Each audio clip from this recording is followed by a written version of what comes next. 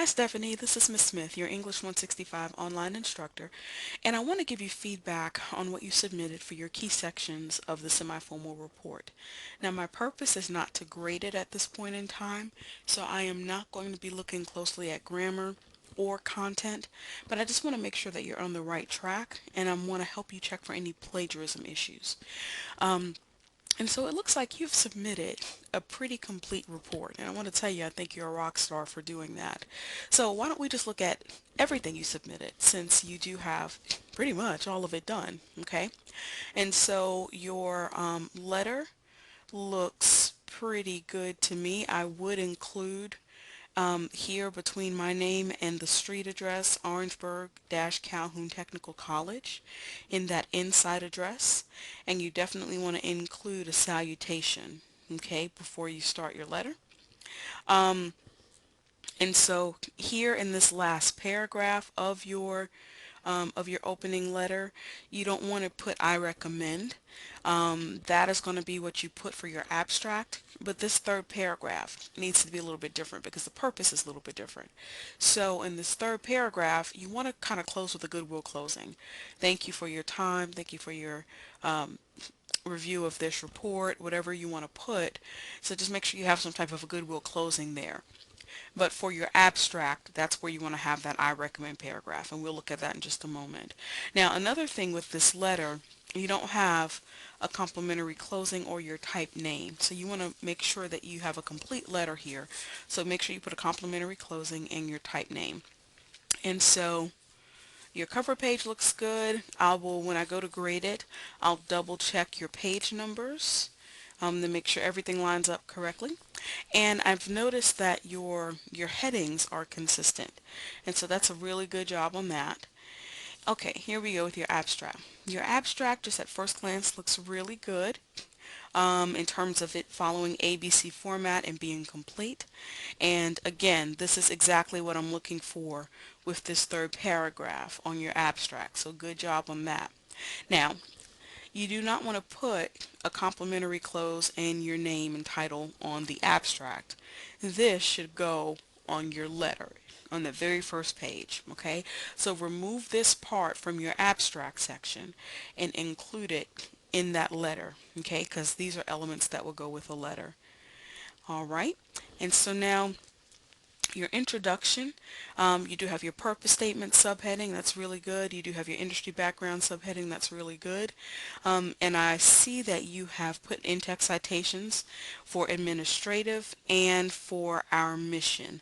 And I have looked back at your references page before I started recording this, and I see that you do have both of those full citations. So that's really, really good work. What I would say is you always want to put the period after the in-text citation. And so it's not starting a new sentence, it's ending the sentence you just had. So just move the punctuation to the end of the in-text citation for each one of those, okay? And you want to include source information. So under your graphic, you want to type the word source, put a colon, and then put your in-text citation for where you've gotten this from. So I'm assuming you got this from ONET. And so it would be source, parentheses, administrative, in parentheses, and that would be how you would give credit and attribution for this chart that you're using, this table. Now, above it, you want to have some type of a heading, right? You want to introduce it in some type of way. And so if this is the work context section, you could say, for example, work context 60% or higher for whatever position, whatever job that you've chosen. And so make sure you include a heading there. I will say that your you can just unplug it. Sorry, Stephanie. I will say that your text is really large. Um, just go ahead and cut it off, answer it or something. I will say that your text is really, sorry, Stephanie.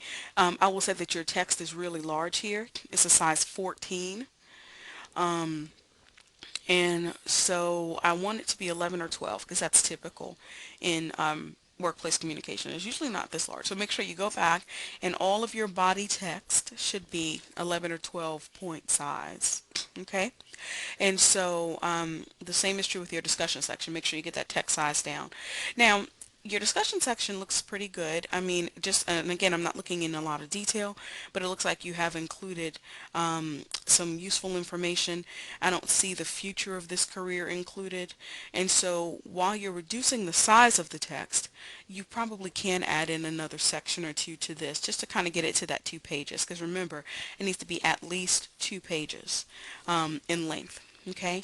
Another thing, you don't want a subheading to start on a page without the text with it, right? So go ahead and move this to the next page if you need to. Once you reduce the size of the body text, you might not need to, but if you do, keep those together. Keep your subheading with your paragraphs.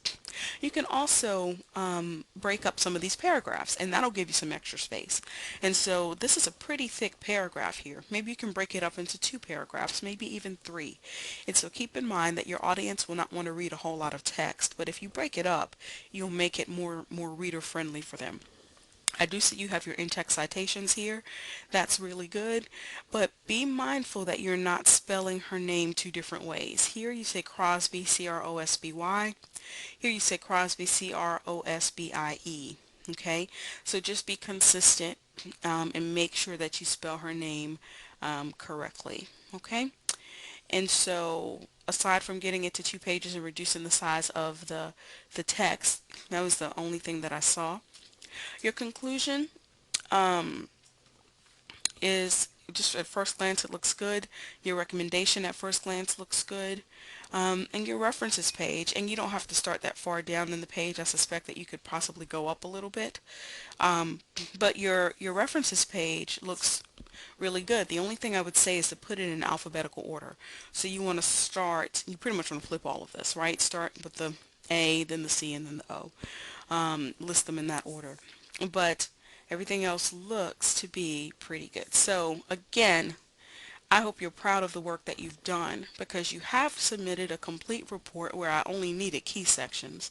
And I think you just have some tweaking to do and you are well ahead of the game, Stephanie. You've done a really good job and I'm really proud of the work that you've done. And so if you have additional questions, please give me a call on next week or stop by. Just get in contact with me and let me know how I can answer your questions to make this report just as strong as it can possibly be. Okay? I'll talk with you soon.